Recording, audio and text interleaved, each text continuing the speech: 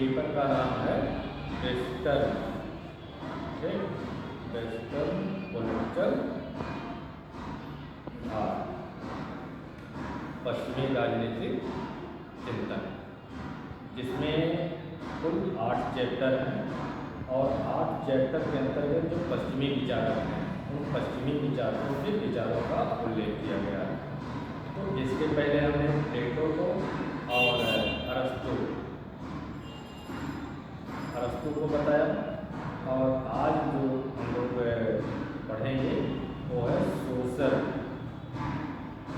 Contract theory,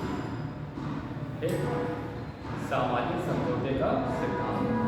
सामाजिक समझौते के सिद्धांत में 3 विचारक आते हैं। कितने विचारक हैं? 3 विचारक, जिसमें पहला नाम है हाब्स का, लॉक का और रूसो का। ये सोशल कॉन्ट्रैक्ट थ्योरी के ये सिद्धांतकार हैं, ठीक है। सबसे पहला विचारक है हाब्स। हाब्स ने एक बहुत फेमस पुस्तक लिखी थी, लेवियाथन। 1651 में इन्होंने इस पुस्तक को लिखा था, लेवियाथन।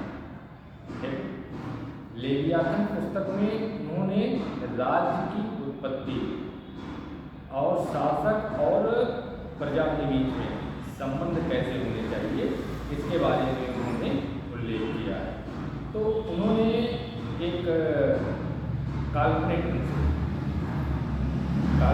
से अपने विचारों को प्रस्तुत किया है कि जब राज्य नहीं था, पहली बात तो यह सोशल कॉन्ट्रैक्ट थ्योरी के जितने भी सिद्धांतकार हैं आप उन्होंने दैवीय उत्पत्ति के सिद्धांत का खंडन किया। इनका मानना है कि राज्य की उत्पत्ति एक ईश्वर के द्वारा नहीं हुई है, बल्कि राज्य भी मनुष्य के द्वारा बनाया गया है। किसके लिए? अपने स्वयं के लिए बनाया गया।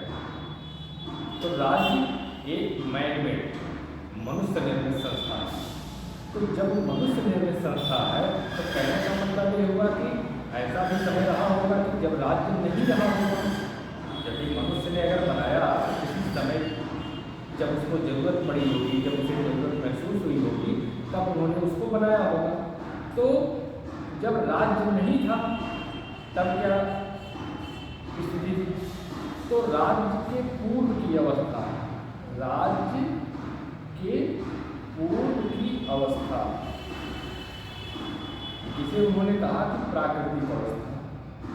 राज्य के पूर्व की अवस्था का मतलब प्राकृतिक अवस्था, मानव सभ्यता की प्रारंभिक स्थिति के प्रारंभ के पहले की, कि जब मनुष्य सभ्य नहीं था, मनुष्य पढ़ा लिखा नहीं था, मनुष्य किसी निश्चित स्थान पर नहीं रहता था, वो मकड़ी वाला जीवन था और कोई मनुष्य के पास ज्ञान विज्ञान नहीं था।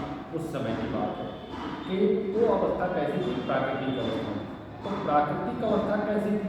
सबसे पहले तो उन्होंने प्राकृतिक अवस्था का चित्र खींचा कि प्राकृतिक अवस्था किस प्रकार थी। ठीक, तो प्राकृतिक अवस्था में उन्होंने बताया कि प्राकृतिक अवस्था जो थी वो अस्थायी थी, हिंसालु थी, घृणास्पद थी और झगड़ालू थी। क्यों? क्योंकि उस समय परिवार नाम की संस्था थी नहीं, हर व्यक्ति अपने में अकेला था और हर व्यक्ति की आवश्यकता तो बहुत सीमित थी, केवल खाना पीना और अपने शरीर से